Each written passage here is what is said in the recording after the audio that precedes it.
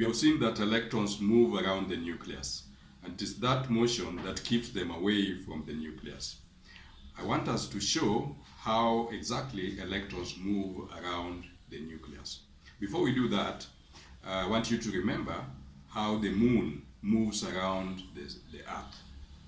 There are times when the moon is closer to the Earth, and there are times when it is further away from the Earth. Electrons move around the nucleus in a similar manner, sometimes being closer, sometimes being further away. Now let's assume that an electron is at that position at a particular time.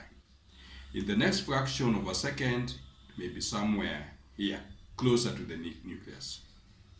Next time, somewhere there, maybe further away, and so on, okay, as it moves around the nucleus. Okay, and it moves much faster than the speed of my hand. In fact, at the speed of light. So within a very short time, a small fraction of a second, it will have occupied almost all the possible positions around the nucleus. Okay? So the picture we obtain is a crowded set of points around the nucleus, which looks like a cloud. And for that reason, we call it an electron cloud. We may draw a circle or orbit around all those possible points that an electron can occupy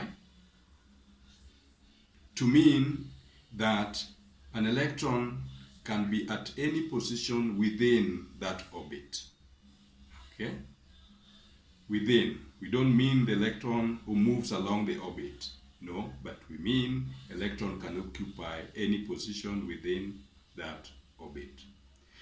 So, you usually simplify this diagram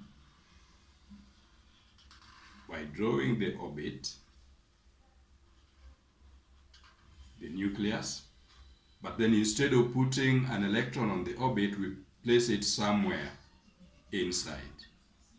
Okay? That is if we use a gauss, we put it inside to mean that electron can be anywhere within that orbit.